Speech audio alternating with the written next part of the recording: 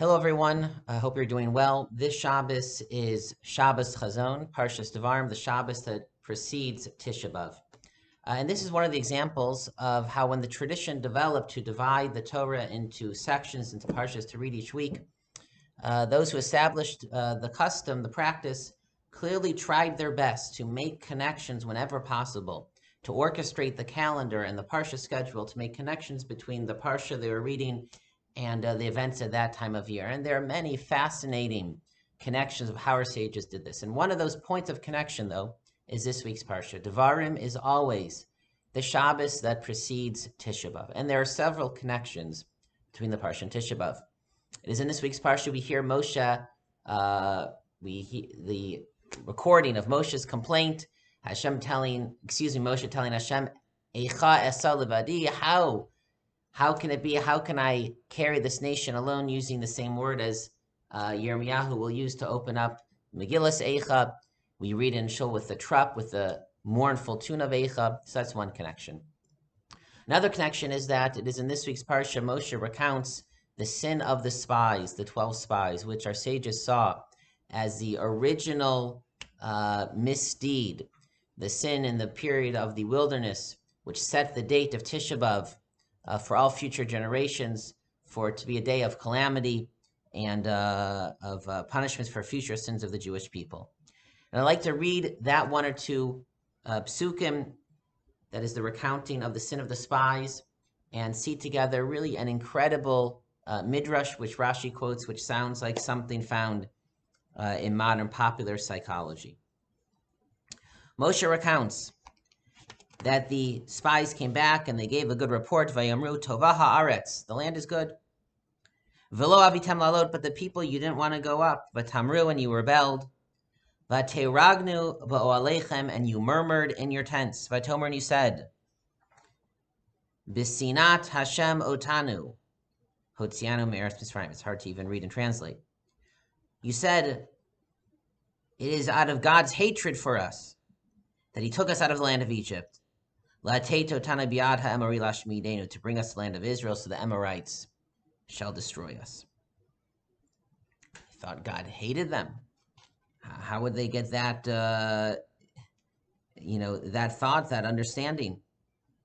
Rashi quotes the Medrash Sifrei, the ancient Midrash, which comments as follows. They were murmuring in their tent. What exactly does that mean? Malamid shayoshvin betoch mishkanoseim ubochim. They would go home that night after the spies came back, and they were crying, V'notlanes b'neiim, and they took their children. The Medrash is elaborating, what does it mean? What were they doing at home? What were they murmuring, complaining at home? They were sitting with their children, and they said, Oy lachem, oh woe to you! L'machar yutzol v'michem, alatzal v'notim epinoseim.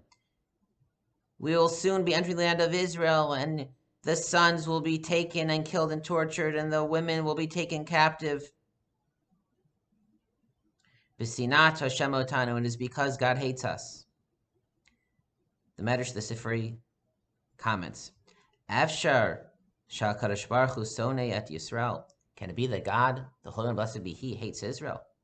Very kvar but the pasuk says in the prophet Malachi, Ahavti etchem amar Hashem. I love you, declares God. Ella, rather, what was it? When the Jews said it is because God hates us, Ella haim sonem et HaKadosh Baruch Hu, just the opposite. It was the Jews who, for whatever reason, hated God. Mashal Hadiot, and it's like people say, the Medrash says, Ma d'b'libeich al rachamech, ma d'b'libei aleich. What is in your heart about your friend, that is what is in his heart about you. They were projecting. God didn't hate them, but they hated God. But they couldn't say that. They wouldn't admit that to themselves. So they put it on Hashem. Hashem hates us. We all know this is true. The way we feel about others, we assume that's the way they feel about us. Sometimes when we interact with people, this time of year, we're trying to improve our interpersonal interactions and relationships. We get a certain vibe from someone, and we feel it's a negative vibe, and we feel that they're, acting in an off-putting way towards us. Sometimes you have to think, was that really coming from them, or is that coming from within myself? Am I putting that onto them? and sometimes we make mistakes, sometimes we make assumptions which are not true. Others suggest that this idea of projecting onto others what is in our heart is actually not a medrash, it actually is a pasuk in Mishlei, in Proverbs. The pasuk, a beautiful pasuk, says as follows: Kamayim hapanim lapanim, just as in the water, one face mirrors a face. Kain leiv ha'adam la'adam, so too the heart of a person is towards another.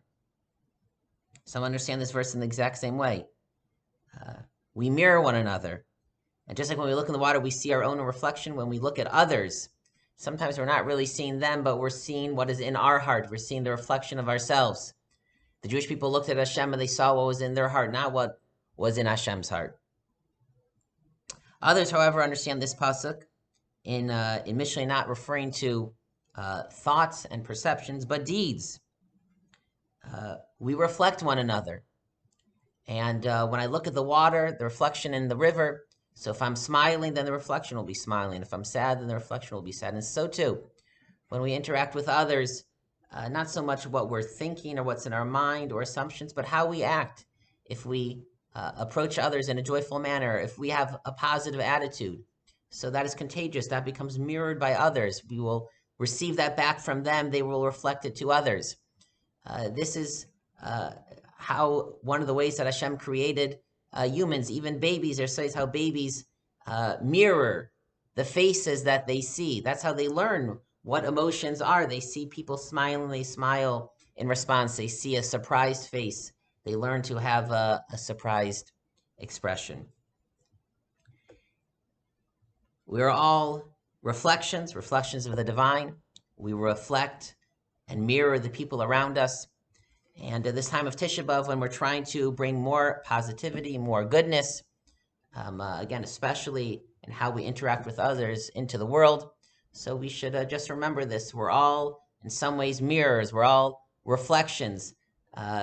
Sometimes our thoughts and our assumptions we project on others, but also our good deeds and our demeanor, our faces will be reflected in those who see it. Again, reflected back to us. The goodness that we give, we will receive back. The goodness that we give to others will be reflected and reflected outwards. And let us just be mindful of that. Again, whatever goodness, the smiles that we bring to the world is not just for us, but we will see that on the faces of those around us as well. I hope everyone has a good Shabbos. I hope everyone is able to prepare to have a meaningful fast and Tisha B'Av. And we look forward to when that sad day will be reflected, to have its mirror image to be turned into a joyous day. Good Shabbos, everyone, and Shabbat Shalom.